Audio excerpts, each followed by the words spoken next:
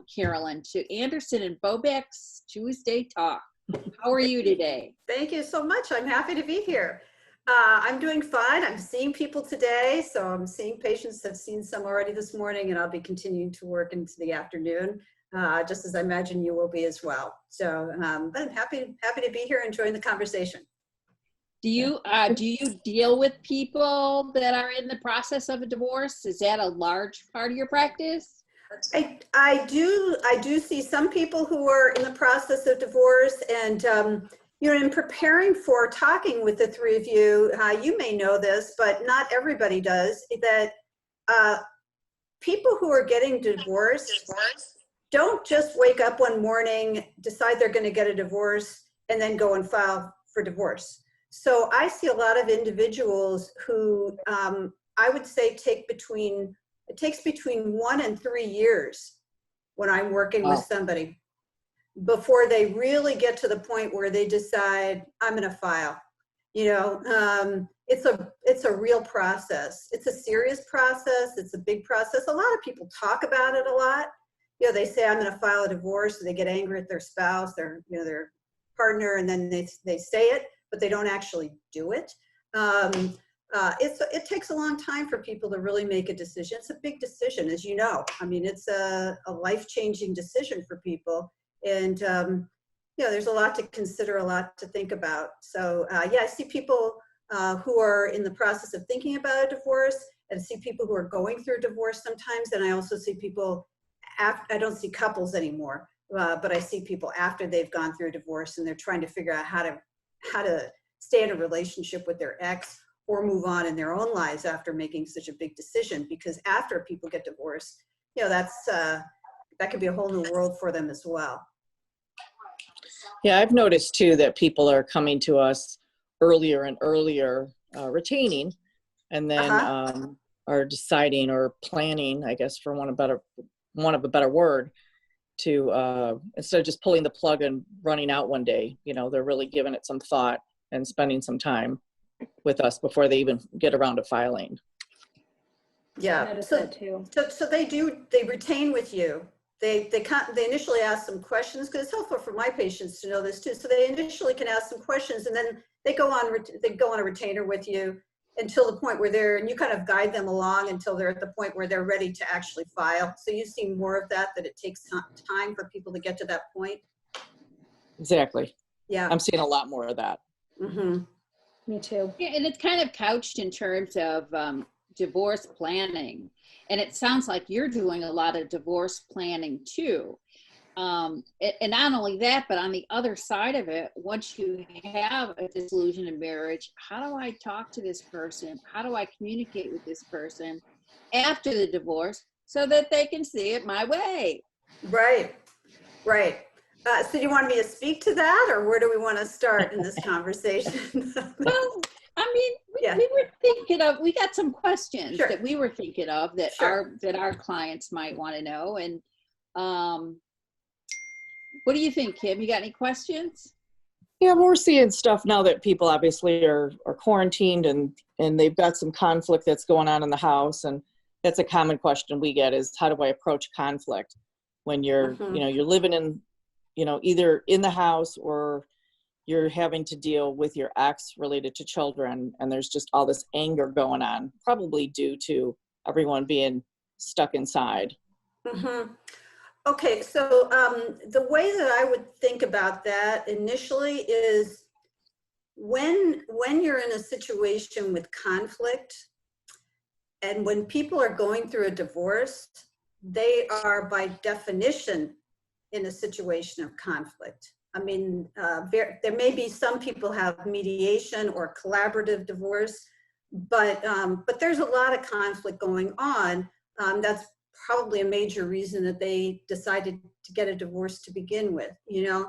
So the way that I approach conflict, and the way I think it's helpful to think about it, is when you're in conflicts with somebody, you need to take care of yourself first. It's sort of like you got to put the oxygen mask on yourself and take care of yourself before you can even approach a situation of conflict, because otherwise it's just too stressful and people are going to get angry at each other. It's really not going to go anywhere. So So in thinking about talking with the three of you today, and divorce, you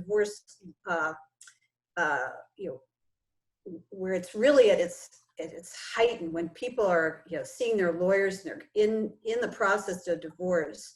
What I came up with was what I'm going to call my SOS model. So the first is you want to do self-care. You want to be taking care of yourself. You want to do those things that make you feel good. So you want to, in the process of a divorce, or even if you're dealing with somebody who is going to be your ex, or even after your divorce, but especially when you're in high conflict, you really want to be thinking about self-care. A lot of people, when they're going into a divorce, they think just the opposite. Now, because this divorce is going to be so stressful, I'm not going to take care of myself. I don't have time to eat properly. I don't have time to exercise. That's really not a healthy approach when you're going through something as stressful as a divorce. So when you're going to be in conflict with somebody else, you want to take care of yourself first. So you want to try to eat properly, get enough sleep. Right now during COVID, when there's conflict in the house, you want to make sure you're taking some time for yourself. As a lot of people have like their favorite TV show or something like that, where they take 30 minutes, just take time for themselves. You want to be sure that you're doing what you can to take care of yourself. So that's self-care. That's the S. The next is you want to be objective. When you're in conflict, a lot of times people want to react. They just are so angry or they're so hurt, they react. But when you're in a conflict situation with someone, you want to be as objective as possible. So instead of a reaction, you want to think through what it is that you're really trying to say to that person. You want to be objective and you want to make a statement about it. You don't want to make it like a question. You want to tell them what it is that you want or you need from them.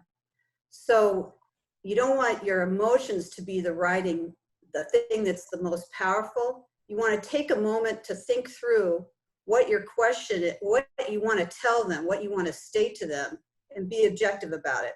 So that's the O. And then the third one, the other S, the SOS, is going to be self-respect. You want to respect yourself. And you want to approach a conflict in a calm, thoughtful, non-reactive manner. So if you are with somebody who's in conflict with you, they're going to want to throw you off. But if you can be self-respecting and try to respect that other person, then you're going to be able to deal with the conflict itself much more thoughtfully and in a much healthier way. So you want to— Don't you think that's going to be hard when you're living in the same house all the time? Yeah, so that's a good question. So when you're living in the same house all the time, that is really hard. And when people get in conflict, can you guess when that is? What time of day do you think people get into conflict with each other? I would say it's 7 a.m. when they wake me up. Dinner time.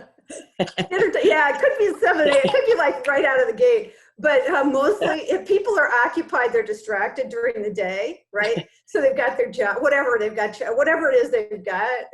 I'd be curious about the 7 a.m. part because, but often it's at the end of the day. You're tired already. So people, that's when they tend to get into conflict. So what you want to do, especially with shelter in place, where you're around the person all the time, you got to give each other some space. You have to be able to do that. It might be at the end of the day, instead of launching right into why you're angry about this or that, or if it's your ex, instead of texting them, at the end of the day, right after work, give yourself some time for yourself. Going back to the self-care, do something to take care of yourself so that when you approach a situation, you can talk directly, you can think it through. What is it I want to say? Try not to be reactive or overly emotional, and then state what your objective is and stick with it, because whoever it is that you're in conflict with, who you're in the same house with, they're going to feel the same way. They're going to be ready to, react to. It's just natural. People are stressed. Tensions are high right now, especially with COVID. So, you really want to put yourself, that's the SOS again. You want to really put yourself in a position where you feel like you're ready to go in and can talk to this person about what it is you need and what you want from them. Does that answer your question, Kim? Yes, it does. I think it's, as usual, it's always easier to say it than to do it. But, you know, like when you're already like so sick to death, you know, I just imagine that it's hard to like think it through and do it the right way, because you just snap, you know? Yeah. It would be good if you had two parties practicing SOS, but you know that other person's not doing it and they're making me Right. crazy. What, Yeah. how in the world do I communicate with them Yeah. to do it my way and follow SOS? Yeah. Okay. So they may not even know the SO. They don't, you know, you can actually You know tell they them, don't. but they don't. You know they don't. Yeah. So that's why you're taking care of yourself, you know, stepping into it, because that's the part you can have some control over, right? You have to be able to have something that you can have some control over. You know, right now, everything is so uncertain. You know, people don't know what to expect on a day-to-day basis. So, you know, there's already going to be uncertainty in the air. So you have to be the one. You can't control it all, but if you feel like you're in a calm state, you can approach conflict in a healthier way. So how to get your partner, spouse, ex, whatever on board. So I'll just walk you through a conflict model, okay? This is not my conflict model. This is a standard conflict model. If you're familiar with the Gottman approach, they are couples therapists. They've done a lot of research with thousands of couples. And so I'm going to walk you briefly through the approach that they take, okay? And again, it's easier said than done. Get out of the camera. What's that? Sorry. No, I'm sorry. Yeah, it's easier, but it's easier said than done. But I'm gonna go ahead and walk you through the approach. Okay, so the approach goes like this. So you're in first of all, you got to set it up. Okay, so you don't have your conflict through text. Okay, people text. I have people come into my office and they'll tell me about a huge conflict that they were in, and then they'll say, "Do you want to see the text?" You know, because the whole thing has been on text. So you don't want to do that. No, it needs to be in person. And then the other thing is you need to tell them, I want to talk with you about, again, that SOS, that objective, the statement that you want to make, what you want to get across to them, what you want them to do to see it your way. You need to tell them in advance that you want to talk with them about it. Otherwise, you're just going into the conflict and they're going to react. So you want to say, hey, you know what? You know, after work this afternoon, after we've both had a bit of time to chill out and do what we want to do, I'd really like to talk with you about, you know, doing some of the chores around the house. Do we get the wine at that time or later? You can get the wine, yes. Let's sit down and have a glass of wine together. You know, yeah, sure. Or you can do that before, you know. Or, you know, some castor beans. The right idea. That's the right idea. You want to be in a calm state as possible, you know, non-reactive as possible. So, and then the steps are pretty simple. They're going to seem simple, but as we know, these are not always, you know, easy to take. So the first step is you want to be able to tell the person, I am going to state what it is here that I want you to know. I want you to help with the dishes after dinner. I want you to take the kids on weekends the way you said that you would. I want you to stick to our schedule. And then if they don't, okay, so we're not there yet. You got to go through this process with me, Kim. And you can almost guarantee that this is not just a one-time thing. I mean, this is going to be a process. But the idea is to learn this process. I'm wondering how it's going to translate to after their divorce, how you keep this up. Yeah. Okay. So we can talk about that. But let me just go through the process. The process is this, and you can also say, you know, we don't like each other. We do not get along. We fight. Would you be willing to buy into this process? At least give it a try. At least give it a try. So you say what it is that you need from the other person, and then that person states it back to you.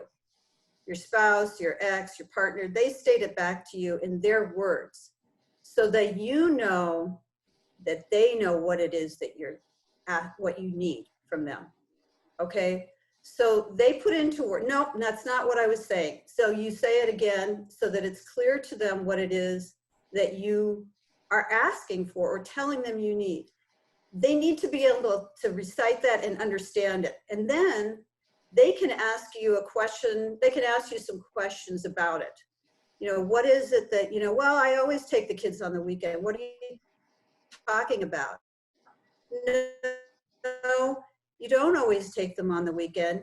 And in fact, when we agree that you're going to pick them up at 10 in the morning, you know, you are not here at 10 in the morning, and I'd like you to pick them up at 10 in the morning. You know, so they can ask some questions about it. It's not if to further their understanding. The process then, that the point is to state your objective, and for your partner, your ex, to understand what that is, and then for them to be able to ask some questions about it to further their understanding, okay? And then it's your turn to listen to them. Then they can state what they need to, and you need to say, I understand. You need to repeat it back so that they know that you understand their perspective. And then you can ask them some questions. And that is part of the process, as you can imagine. I mean, oh, that's so much work. That's going to take so much time. Who wants to do that? Is to slow it down. I mean, you're trying to slow it down.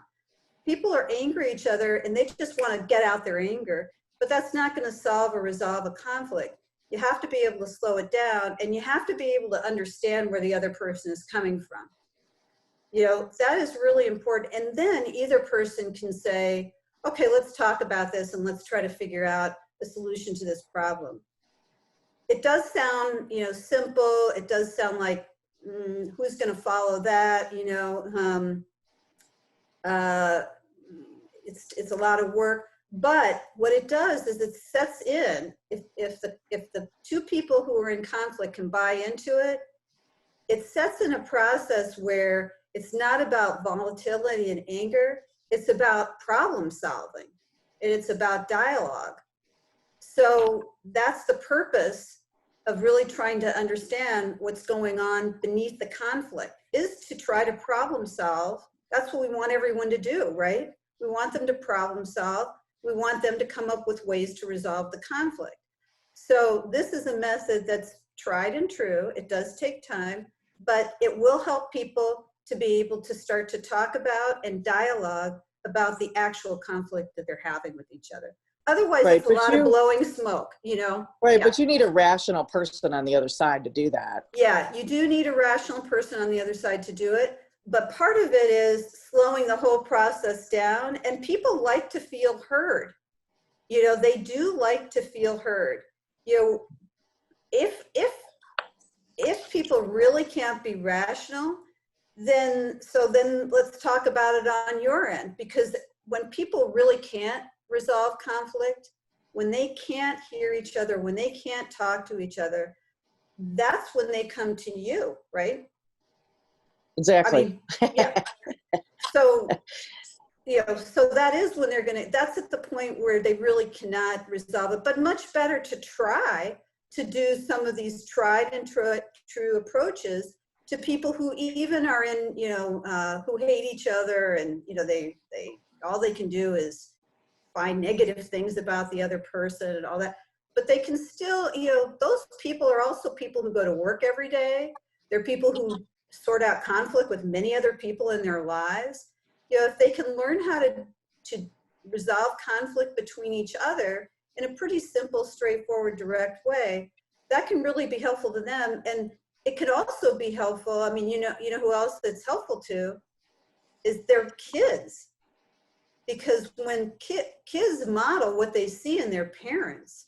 So if nothing else, you know, you can try to sell it to people as, hey, your kids are going to model what they see from you. And whether the parents are still married, they're going through a divorce, or they're exes now and still trying to resolve old conflicts, you know, or new ones, their kids are going to pick up on all of that. And that's what they're going to do, you know, and that's what they're going to do with their parents too. You know, Sure. They're going to be smart with their parents. They're going to pick up exactly what they see their parents do. So what Yeah. better way to model something for them, you know, than to Sure. help them to recognize a healthy way to resolve conflict by Yeah. talking about it. Yeah, We do have a question. sure. Jan, do you see the question? Yeah, there's a question from Michelle, and she wants to know, is it wrong to express to your ex if you're drained and you need help? This person, Michelle, is the primary residential parent, and she doesn't want to appear weak. All she wants to do is just express her need for help without causing, I presume, blame or even an argument. She just wants to reach out for help. Is the SOS method the way to do that?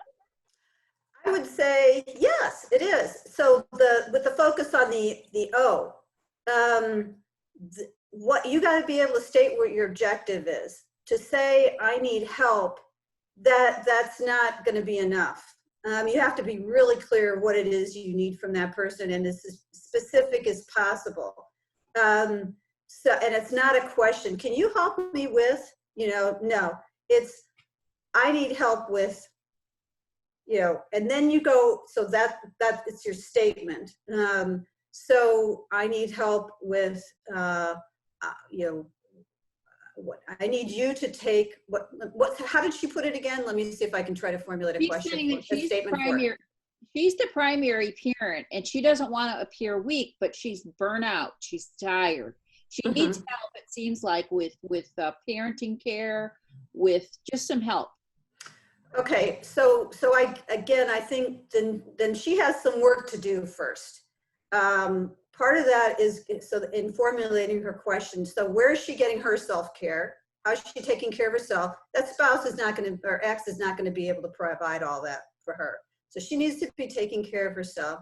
She also needs to be able, as in the question, it's good that she's asking it here, to be able to think in advance, how can I do this in a way where I respect myself and respect the other person? But I think she really has to be specific about what it is she needs help with. And it can't be a big.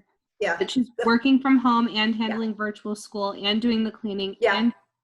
Okay. Yeah. So, So I actually came up with exactly that. I'm going to read it because I came up with exactly that scenario. I was thinking about one if I was going to need a scenario. So I'm going to read it off of here.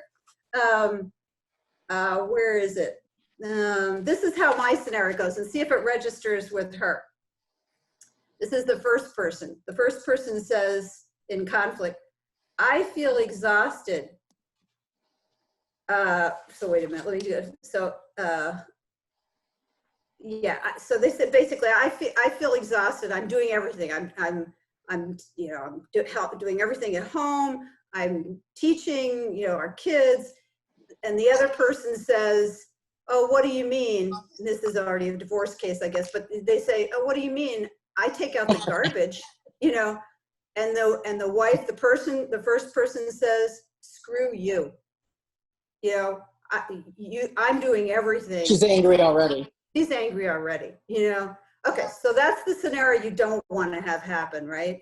The first person says, I'm doing all this. The second person says, I'm helping out. I'm kicking out the garbage, and then they're already angry, screw you. So better to be specific. So I'll read the one that I came up with. It may not be specific enough to this caller's question or the chat question, but it would be something like, you state what you state what it is. I'm tired at the end of the day, and I need help with, this would be somebody who's still in the household. Maybe I should ask to be more specific. Is this an ex? Or is it somebody who's in the household? An ex. This is an ex. Okay. So let me try to modify it and be more specific. So let me take a moment here. Again, does she want him to take the kids more on a weekend? Does she want him to relieve at nighttime? Does she want him to pay for, it sounds like she wants him to take more. So we'll try this. I'm doing a lot of work. I'm tired. I'm exhausted at the end of the day. I know that the way that we have it divided right now is that I have the kids during the week and you have them every other weekend. that's the way we did it, and that's the way we've done it for a long time, and it's worked out okay. But now with COVID, it's a totally different situation. I'm working from home. I am also trying to homeschool them, and I need additional help. So what I need from you is I need you to be able to take them twice a week in the evening so that I get some time for myself. Then the ex would say back, okay, you're tired and you want me to take the kids a couple of times a week. I mean, they're not going to give a, and then you would say, yes. Do you have some questions about which nights do you want me to take them? So you're moving into, well, I can't do that. I'm busy too. I'm working. I'm not able to take the kids at night. Well, we need to find a way for me to be able to have more time. I'll go back to my statement, which is I need you to, because of these circumstances, I need you to modify our agreement for now. And I need you to be able to think about how you can take the kids a couple of nights a week. Well, I can't do that. But then you're starting your conversation. You have a dialogue. You know what's going to happen then? Yeah, what's going to happen then is then the motion gets filed. She would rather go to yoga and be with her own kid. I need to be a primary parent because I'm so much better. You know that's going to be used against you. Wait, say that again, Jess. I didn't quite, say it again. Say the whole thing again. I didn't quite get it. Yeah. After this scenario, yeah, because she needs a couple nights a week to do yoga. Yes, or for herself, right. So the motion's going to be filed, and the first thing that motion's going to say is, Judge, I should be the primary parent. She cares more about herself and doing yoga than our child. Well, then that goes, okay, so, how, I can't speak to that part of it. How would you respond to that? How would the three of you respond to that?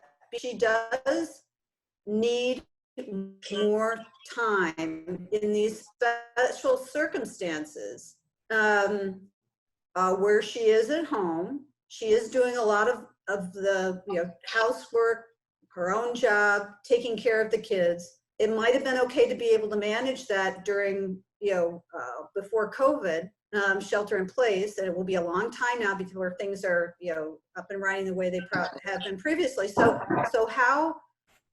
what would be the response that you would give then to the spouse who says, hey, she just wants to go do her yoga classes? Because that's not the case. So you're taking it to a different, taking it to court now. So how would you respond to that?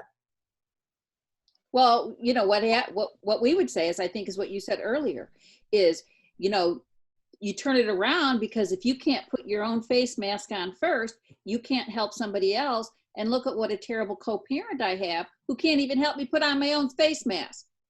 Mm-hmm. So you would, yeah, okay. I would think most non-custodial parents would jump for the extra time, in my experience, But they'll use it against you. Yeah. So parents are going to respond in different ways. I mean, I think the main thing there is state the question. Don't be afraid to ask for what you need. You state what it is that you need, and trust that you're going to have people, your lawyers, the three of you, people who support you, your friends, people who care about you, therapists, if you're working with an individual therapist. So when your spouse or your ex responds by saying, you just want to go to yoga, you don't get put off, you don't feel worthless, you don't feel like, oh, I shouldn't ask for that. You feel grounded in what you need, and you have support to back you up so that you can stay with what your objective is. After all, they're raising those kids too. And those kids deserve and need to have parents who are, not at their last straw there, who are able to provide support for them. And if they've got joint custody, both parents have invested in that, Okay. Our time is running out, but is there a number that they can contact you if they have any other questions? Absolutely. They can contact contact me at, I can give you my phone number. It's 312-444-1133. That's my private practice number. As I said, I have, or as Jan said, I have practice in the Loop and also in Andersonville. But I'd be happy to talk to anybody who would have any questions for me related to what they're going through, either in thinking about a divorce, in going through the process of a divorce and the issues related to that, and also after divorce. A lot of people, they divorce and then it's like, that's where the work actually begins for them. Right. It's very interesting to see people on the other side of it who thought that this was going to be the best thing ever.